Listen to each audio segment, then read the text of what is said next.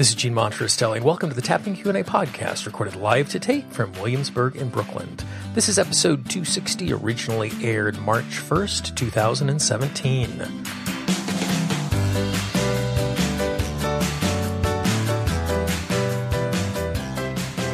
Hi, everyone. I hope this finds you well wherever you are and whatever time of day you're getting a chance to listen to this. Thanks for spending a little time with me today.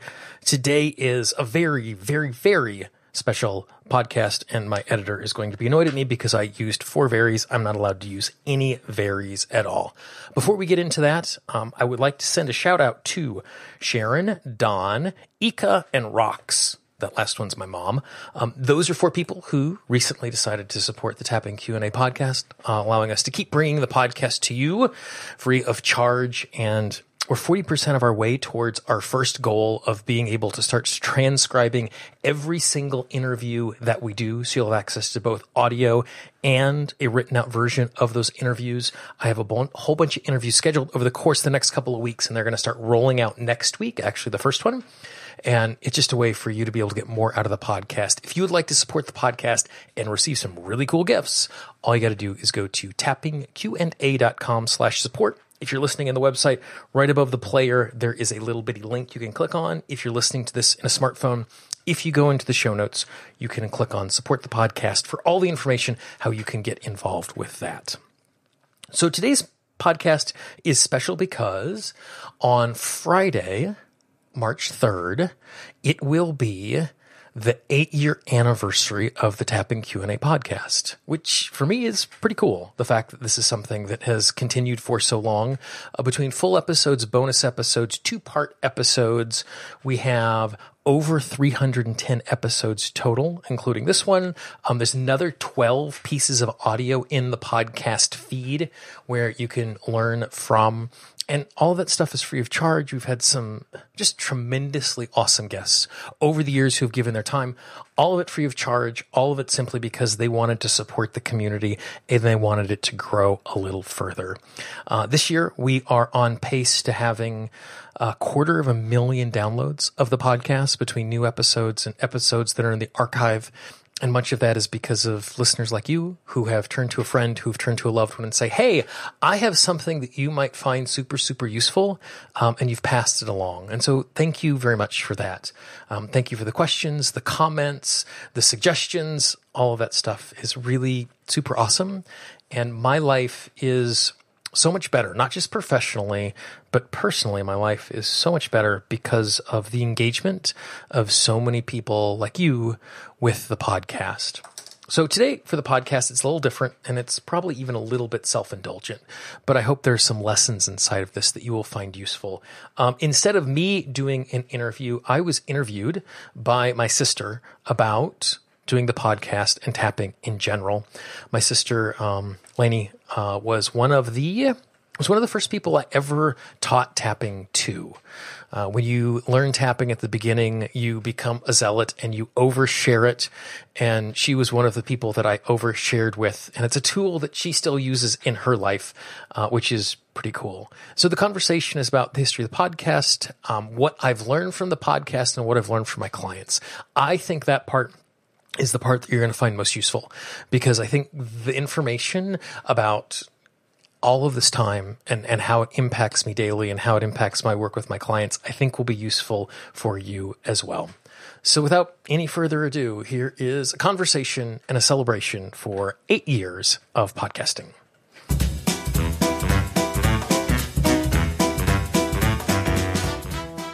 What keeps you coming back to the podcast after 8 years and over 300 episodes now? Realistically, it's actually, of all of the things that I create, it is one of my favorite things related to my practice and working with people. The first is the only job I've ever wanted in my entire life was a job in radio.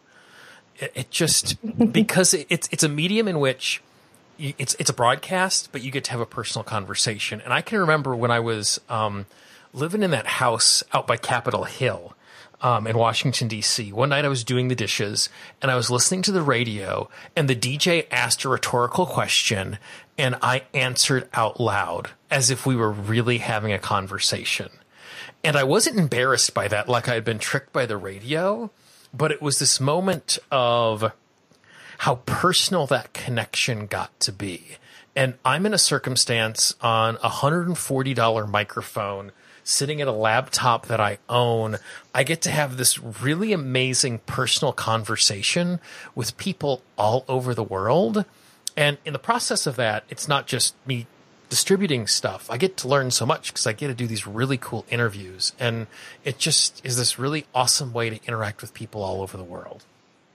Would you say that was the initial motivation, or was EFT the motivation to get this going? Yeah, this was actually the second podcast I created. The first podcast was just this personal podcast. I think I did 11 episodes in 13 months where I was just playing with the form of audio. And I was just curious. And so when I created the podcast for at the time it was EFT Q&A before it evolved into tapping Q&A, I was just fascinated with this medium. And I thought, what a really cool way to share information. And I also knew, like I said, it'd be a way to get some free training, because at that point I was still very new into tapping. And if I was getting a chance to do interviews, I was getting to pick the brains of some really smart people who I admired a lot. And I just thought it was a fun little experiment. I had zero expectations for it. It wasn't, at that point, I don't even know if I might have been selling digital products. I don't think I was working with clients at that point. It was just an interesting way to just share and teach, because, I just like teaching stuff. And that's just kind of where it came from. And at that point, I was working on a $19 microphone, and I had a way of plugging the microphone into, I had a telephone that I bought at Radio Shack. And so I had the microphone and this phone plugged into my computer, and it was the most rudimentary thing in the world. And it was just a grand experiment. I had no idea what was going to come of it. How has the podcast, and this actually has two questions, how has the podcast changed you as an EFT practitioner, and how has it changed you as a coach? The way that it's changed me as a practitioner is, in the 300 plus episodes that I've done, over 175 of them are interviews. And so it's put me into a position where I've gotten to ask questions of people who are really good at approaching very specific topics or tapping in general. And so it's given me just this really amazing ability to learn, that when I'm asking questions, it's coming from a place of genuine interest and curiosity, and wanting to be better at what I do. So I get the opportunity in preparing for the interviews. I'm thinking about the topic. I'm writing questions. I'm doing email back and forth with the people. Sometimes I do a pre-interview and I do an interview. And so someone who listens to the podcast might get 25 minutes of an interview. For me, it's 2.5 hours around that topic that gets me the opportunity to just really dive into that content. And so it's helped me to be a lot better. So what are some of the lessons you've learned in working with your clients, especially through the podcast? The thing that I've learned just really, really loud and clear is showing up with an agenda is a really unuseful thing to do, because the healing and transformation is a really personal process.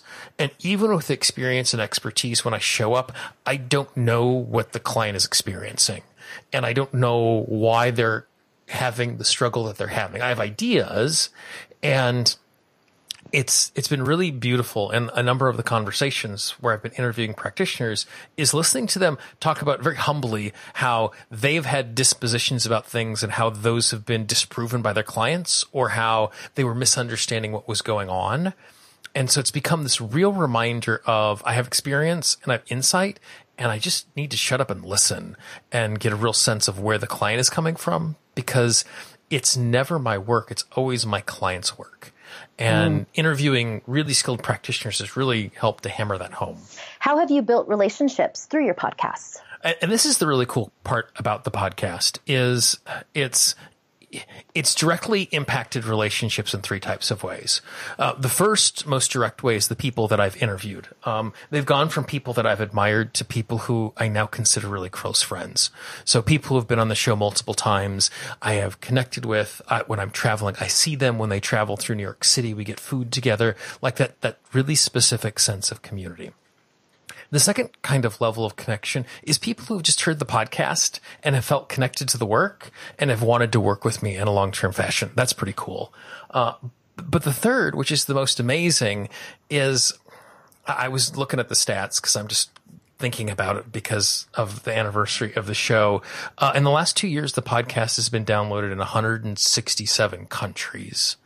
I've received emails from all corners of the world, and so I've gotten a chance to have interaction with people as they're commenting on the podcast. And some of the people who listen comment on almost every single episode. And they just send me a short note about what they're thinking and how it's touching them. And I'm getting to know them in a deeper way. And then on a number of occasions, I've just done meetups where I've just sent things out to my list saying, hey, I'm going to be in this space. And to meet people face to face is very cool. But what's more amazing, like the last time we did this, I was in London. I basically said, I'm going to be at the coffee shop in the Tate Modern Museum. Please stop by if you're in town. After we had a conversation, as we were wrapping up, everybody who was gathered there started exchanging contact information with each other. And we're becoming connected to each other in a way that was really amazing, that had nothing to do with me. And at that point, I got a chance to step outside of it. But just getting a chance to do that. Two specific issues that come to mind, or two moments that really specifically come to mind.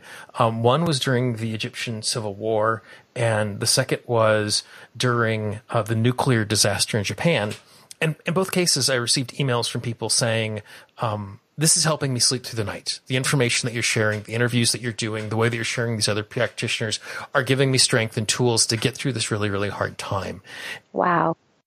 Who are the dream guests that you haven't had a chance to have on the show yet? For me, number one on my list is Brené Brown. I love her work so deeply. And that would be an absolutely amazing opportunity to have that conversation. She is busy beyond recognition. Her people have been very kind and gracious every single time I've reached out. They've said, we really appreciate the invitation and because of what is going on. And I totally get that. Who else would be on that list? Kristen Neff. Who does some really interesting work around self-compassion and the research around compassion. I would love to have a conversation about that. And exact same thing, that conversation at this particular moment, in addition to all the research that she's doing, the books she's working on. She's a college professor. And I totally get the fact that she just doesn't have time for that conversation. So those are the two people who are on the top of my list. The conversation that I've been wanting to pin down topic-wise for a really long time was the conversation about fibromyalgia. And I finally got a chance to do a really great interview about that. So that's going to be coming out in the next couple of weeks. But that had been, like, topic-wise, had been my white whale. I had a very specific guest in mind. And just timing-wise, it took about 9 months to pin down.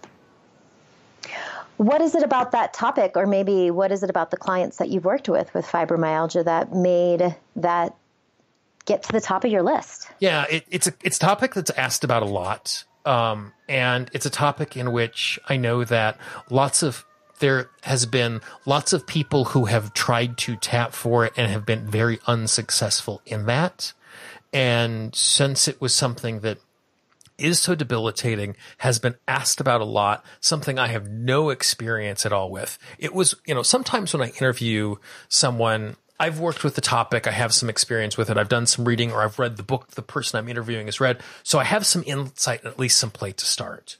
That was a conversation where I was just literally like, give me a definition of what this is and what's going on in the body, because I have no experience at it at all. And so trying to find a way to do something useful around the topic that people struggle with, but I haven't been able to find someone who talks about it in a way that's been super effective in the tapping world. And that was why it was just so far at the top of the list. So this episode is obviously for your 8-year anniversary. What is it that you see in place for the next 8 years for the podcast? Boy, I have no idea. One of the really cool things is I did a survey, which a lot of people who are listening to this took part in about a month ago, just asking folks, what do you want to hear about? Who do you want to hear on the show? What tap-alongs do you want to see? Over 100 names were submitted. I have sent the email to Oprah's people. She's not going to say yes, but 8 people put that on there. So I asked. The one thing that is going to change, and this came through loud and clear in the survey, was lots of people said, I want to hear from regular people who have had success with tapping in a long-term way. And I have, you know me, I'm such a teacher. I'm always thinking in teacher mode. I wouldn't have thought of that as something to do in the podcast. And it wasn't something that came up once. It came up over and over and over again in that survey. So I'm really excited. I'm working on a process now to figure out how I can find those people and interview them and share them, because there appears to be a real need and a real desire just to hear inspirational stories. And in hindsight, it makes perfect sense. Like, I love hearing inspirational stories as well. And so that's going to be kind of the next endeavor, the next evolution that we're going to add to what we're doing as we move forward. When you're wanting to be inspired for your own podcasts, who do you listen to? I am subscribed to about 90 podcasts. Wow. And exactly one of them is a personal development podcast. And this is a podcast that I really, really love. It's called You Are Not So Smart.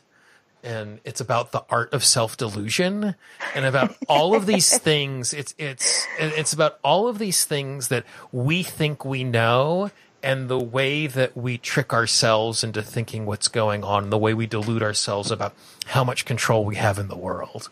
And I love it just because it's delightful. I learned lots of really cool stuff just because I'm a brain and a neurology geek. But it's also this really good reminder of how and why we make the choices that we make. One of the greatest gifts of working with clients is that it has given me the ability to give people the benefit of the doubt, because I get to hear people explain the reason why they made the choice they made in the moment. And every choice that we make is the best possible choice we can make based on the information we have and the resource state that we're in. I get this opportunity to hear why we make the choices that we make for my clients is really useful. And so then taking all of this research from that particular podcast and from all of his work, it helps me to recognize the fact that, we're really uncharitable with ourselves, because we think every single action we take and every single choice that we make is this really conscious choice of free will. And there's so many things that we do emotionally and that we do habitually. And it's important that we're taking responsibility for all of our choices. This isn't to give us a pass on that, but to recognize the reason why we're making the choices we're making. And I find that so helpful for myself and my own work, but also with my clients, to help them be charitable with themselves and help them be gracious with themselves and help them to be easy with themselves, to recognize the reason why they're making the choices that they're making. Because there's so much more going on than I just made a really bad choice in that moment. And being able to look at it more holistically, why we act the way that we do, one, makes it easier in that moment for the person who's making choices they're not excited about after the fact. And 2, gives us the ability to do a much more authentic, clear healing process, because we're going after what really needs to go on there. It's not just me beating myself up because I made a bad choice, but it's looking at what motivated that choice, the emotional state that we were in, our history, our patterns, our habits. And so I find that super helpful. Well, I have to say that's one thing that I always get from not only your podcast, but any teachings that you do, is you create this educational space for people with this enormous amount of compassion. And you blend them together in a way where people don't know it's happening. And so that you just so eloquently stated, I know what I feel when I listen to your work. So I'm curious, what are you hoping, or are you hoping for something specific when your clients get to walk away from one of your podcasts? I'm just trying to be useful, is all I'm trying to do. And my hope is to take a worldview, a piece of information, a process, a technique, and to communicate it in an understandable way. And it's not a persuasive way. I'm not trying to convince you of my worldview, and I'm not trying to convince you to do this in a particular way. But I'm hoping that when I'm interviewing a guest or I'm sharing my own experience as a practitioner, I'm able to say, hey, here's an experience and here's a worldview that you might find useful. And when you listen, I just want you to be able to understand. Then, after the fact, you can decide if it's useful or not for you. If you're going to take all of it, if you're going to take part of it, or if you're just going to dismiss it as, as unuseful. If you dismiss it as unuseful multiple times, you're not going to come back. And that's great. I hope you go find something that is useful. But that's all I'm really hoping for, is I'm just hoping to have things organized and clearly articulated, so then it becomes a tool set that you can use, and then you can decide whether or not it's a useful tool for you. And do you feel like your approach is similar when you are working with clients one-on-one around EFT? When I am working with the clients, basically what I recognize is my first job, once someone agrees to work with me and agrees that I'm going to be guiding the process, because we need to have that agreement. It's your work and I'm going to be the navigator. So the first part of my job is to help my clients to level with themselves.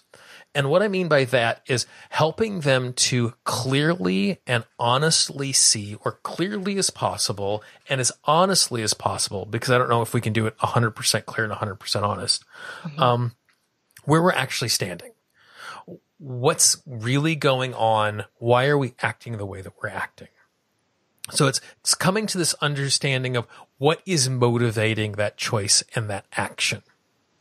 So then once we have a really clear understanding of what's motivating that choice and that action, where we truly are in this world or where we truly are in this experience, the next question is helping them to get this clear idea of, okay, what would you like instead? If you would like something else instead. And then saying, great, now here is a set of tools that will help you to get from where you are to what you would like instead. Would you like to engage in those tools? And there are times where clients throw themselves into it, and there are times that my clients are super resistant because change is scary. And we have this, at a DNA level, this genetic disposition to want things to be consistent so it's predictable. And walking through in that process, and then after the fact saying, okay, great, these are the steps that we went through. If you would like to try to repeat this on your own, this is how you could repeat these steps on your own if you're so inclined. Has this changed how you view people? I don't know if the podcast has changed the way I view people. Certainly working with clients have. Spending all of this time listening to people explain exactly the reason why they're making the action they're making, it becomes really easy to be charitable with them, to understand what motivates decisions that aren't the best decisions for us. And it makes it easier for me in those moments when I am interacting with someone who is making choices that I think are harmful to them, or making choices that are making my life harder, to be able to go, okay, why is this the best possible choice they could be making? Again, it doesn't make me a doormat, and it doesn't mean that I'm being permissive and they don't have to take responsibility for things, but it helps me show up in a slightly different way that makes that interaction a lot easier to navigate, because I'm less likely to have an over-emotional response that is just not going to be helpful for anybody involved. So there were my reflections and the things I've learned from doing this for 8 years. And really it's been more than 8 years, because I spent about 2.5 months getting ready for the very first episode to go out, doing that first batch of interviews. I hope that wasn't too self-indulgent. I hope there was some information inside of there that was super useful for you. If you know someone who not could use this episode, because I can't imagine you sending this episode to someone who doesn't know the podcast, but if you know someone who could use the podcast in general, again, we have 310 episodes sitting in the archive, tap-alongs, instruction, interview, lots of really great information that has improved my life. I'm sure it can improve someone in your life as well. Be our ambassador. Just shoot a link, pass it along. Don't spam your inbox. Don't send it to everybody in the world. But if there's someone out there who you think could use something like this, please, please, please be our advocate. If you'd like to continue to support the podcast and to help it to grow in some really amazing ways, just go to tappingqna.com/support. Again, if you're listening to this on the website, the link is directly above, or you can click the link inside of the show notes. we're moving towards getting things transcribed, which I think will be a really amazing bonus and extra that you will appreciate and you will continue to learn from.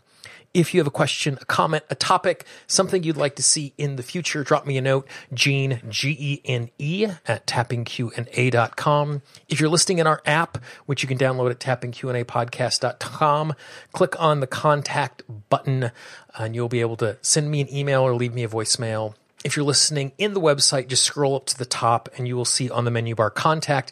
It will take you to a page where you can send me an email. I get all those emails. I read all those emails. It doesn't go to a VA. I love hearing from you. It will make the show better. You can find the show in the iTunes Store, Stitcher, TuneIn, iHeartRadio, Google Music Play. We are still the #1 EFT podcast in the Google Music Play Store because we are the only EFT podcast in the Google Music Play Store. If you listen where you listen, leave us a rating, leave us a review. It makes it easier for other people to find the show in the future. Thank you again for coming on this journey. If this is your first episode, or if you have been with me since the very beginning over the course of the last 8 years, I appreciate it so much. I hope you have a very great day. I will talk to you next week when we are talking about fibromyalgia. Have a good day. Bye-bye. The Tapping Q&A podcast is copyright Gene Monterostelli, Tapping Q&A 2016. All views expressed by guests are those of the guests and not necessarily of Gene Monterostelli or Tapping Q&A.